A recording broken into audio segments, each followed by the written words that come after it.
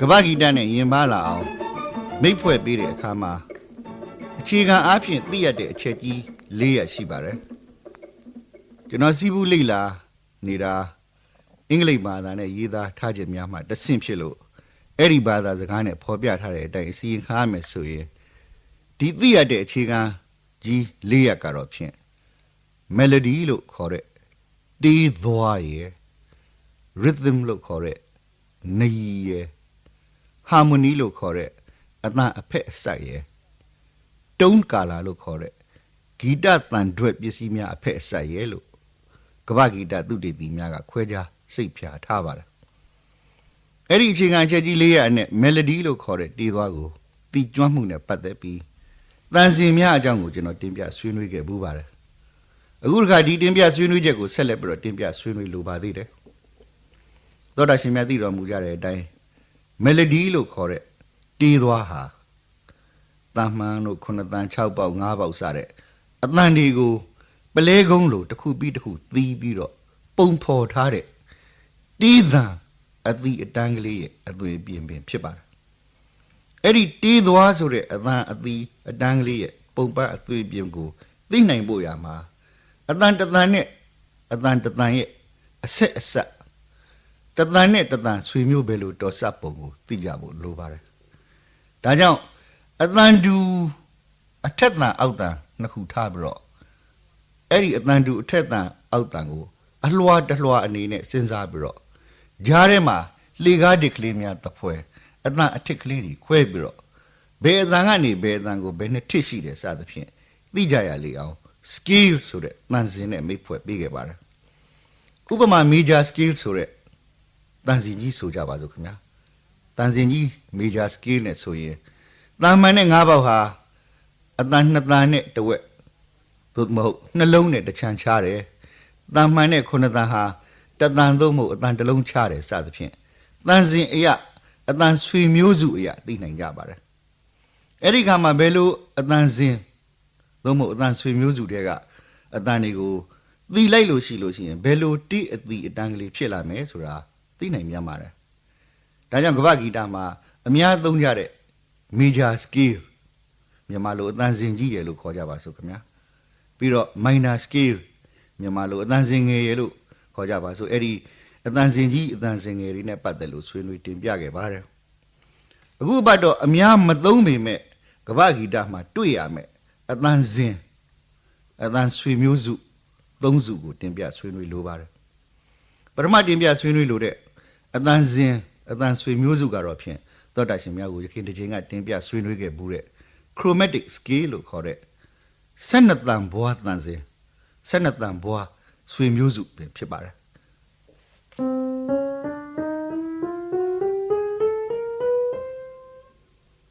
ကျွန်တော်အစီရင်ခံခဲ့တဲ့တန်တူအတန်လွှာတလွှာအကြားမှာအတန်12တန်ပွားပြီးတော့တတန်နဲ့တတန်ဟာအတန်တဝက်စီသာဝေးတဲ့တန်စင်ဖြစ်ပါတယ်အချို့တေးပြပုဂ္ဂိုလ်များဟာဒီအတန်စင်မှာရှိသမျှအတန်တွေကိုမှုေးပြီးတော့တေးစီတဲ့ဟန်မှုရှိကြပါတယ်အထူးထင်ရှားတဲ့ပုဂ္ဂိုလ်ကတော့ဖြင့်ယူရှာတေးပြပုဂ္ဂိုလ်ကြီး Rimsky-Korsakov ပင်ဖြစ်ပါတယ်ဒီအတန်စင်12လုံးဘွားတန်စင်အတိုင်းကိုအခြေပြုပြီးတော့ဖွဲ့ရွက်တီးသွားရဲ့အသွင်ကလေးတစွန်းတစနားဆင်ကြည့်ရမယ်ဆိုရင်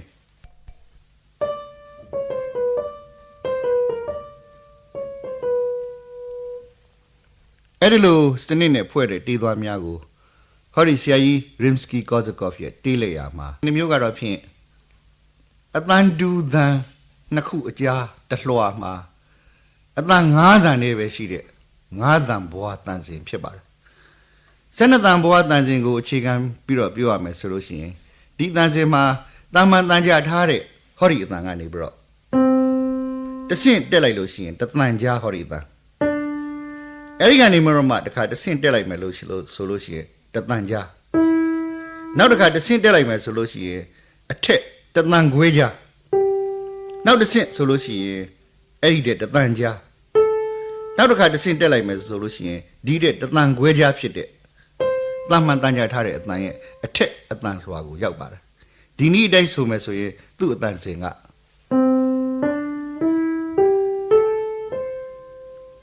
ဒီအတန်စင်ဟာ major scale တန်စင်ကြီးနဲ့ minor scale တန်စင်ငယ်တို့မှာအတိုင်းပဲ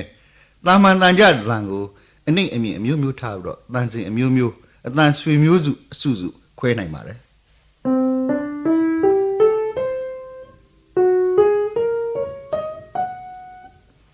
ဒီငါးတန်ဘွားတန်စင်ကိုအခြေပြုပြီးတော့ဖွဲ့တဲ့တေးသွားဥပမာတစ်ခုကတော့ဖြင့်သောတာရှင်များကြားဘူးကြတဲ့တေးသွားတစ်ခုအပါအဝင်ဖြစ်ပါတယ်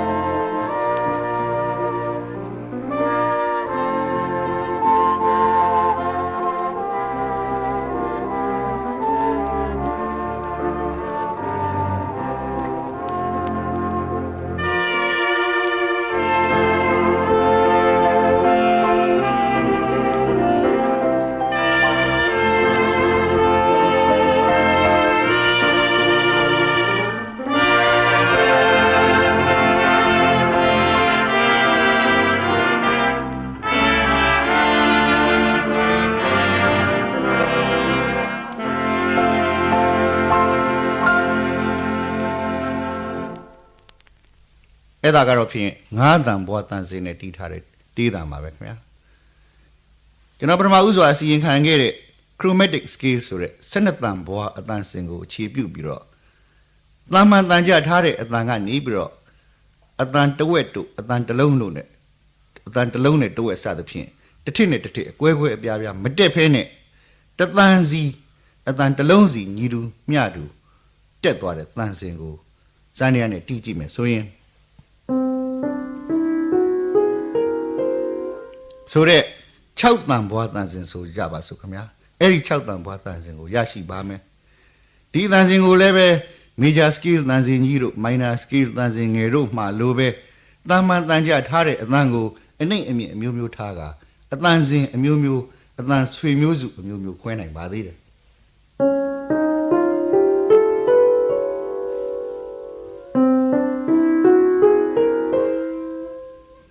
အဲ့ဒီတန်စင်အတိုင်းတေးတီဖွဲ့မယ်ဆိုလို့ရှိရင်ယခုလိုတေးသွားမျိုးကိုကြားရပါလိမ့်မယ်